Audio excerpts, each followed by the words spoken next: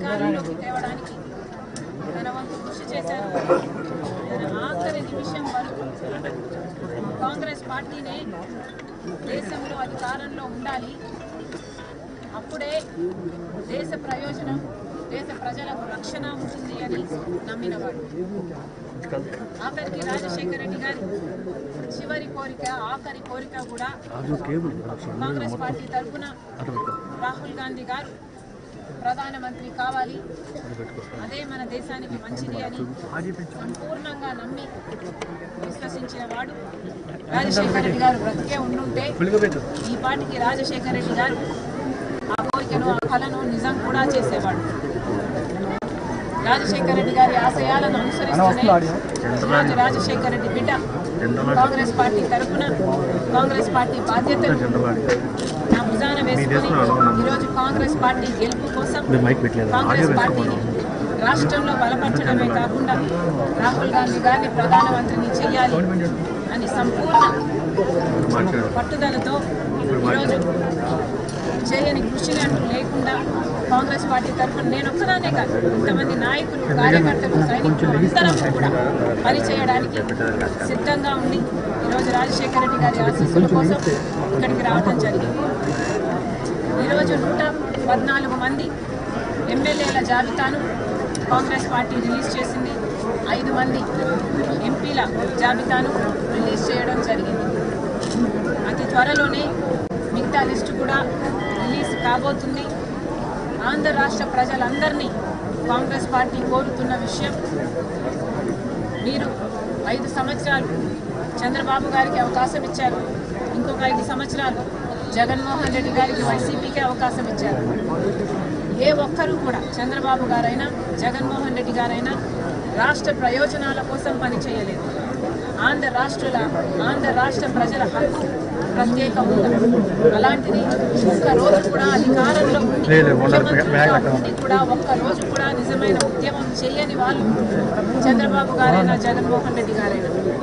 అలాంటి వాళ్ళను ఎన్నుకున్నందుకు ప్రజలు ఎంతో నష్టపోయారు. 10 సంవత్సరాలుగా మన రాష్ట్రంలో ఒక్క అడుగు కూడా అభివృద్ధి జరగలేదు. మనకు స్పెషల్ స్టేటస్ వచ్చునుంటే వేల కొద్ది ఒక్కొక్క నియోజకవర్గంలో కనీసం ఒక 100 కొత్త పరిశ్రమలైనా వచ్చేవి. కానీ ఉన్న పరిశ్రమలు కూడా మూతపడి ఈరోజు బిడ్డలకు ఉద్యోగాలు లేకుండా, అటు గవర్నమెంట్ పరంగా అయినా ప్రైవేట్ పరంగానైనా ఉద్యోగాలు లేకుండా అసలు అతి దీన పరిస్థితిలో, దయనీయమైన పరిస్థితిలో ఈరోజు మన రాష్ట్రం ఉంది అంటే, అభివృద్ధికే నోచుకోలేదు అంటే ఈరోజు దానికి కారణం ఒకవైపు చంద్రబాబు గారైతే ఇంకొక వైపు ముఖ్యమంత్రి జగన్మోహన్ రెడ్డి గారు.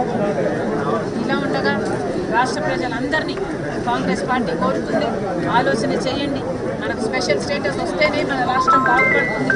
పోలవరం రావాలి, మనకు రాజధాని కట్టుకోవాలి, కడపలో ఫ్యాక్టరీ రావాలి, ఇలాంటి ఏ ఒక్కటి రావాలన్నా కాంగ్రెస్ పార్టీ రావాలి. కాబట్టి మనస్ఫూర్తిగా కాంగ్రెస్ పార్టీని ఆశీర్వదించాలని, అవకాశం ఇవ్వాలని కాంగ్రెస్ పార్టీ తరఫున కాంగ్రెస్ పార్టీ అధ్యక్షురాలుగా నేను కోరుకుంటున్నాను. నాతో పాటు ఇంతమంది కాంగ్రెస్ పార్టీ నాయకులు కూడా కోరుకుంటున్నారు. విషయాలని పక్కన పెడితే ఈరోజు కాంగ్రెస్ పార్టీ తరఫున కడప ఎంపీ అభ్యర్థిగా నేను రాజశేఖర రెడ్డి బిడ్డను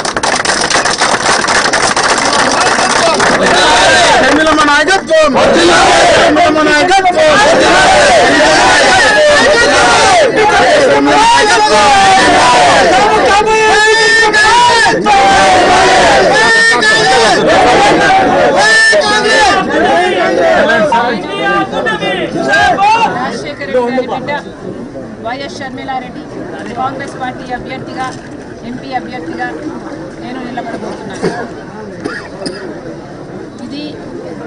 ఈ నిర్ణయం తీసుకోవడం నాకు సులువైంది కాదు.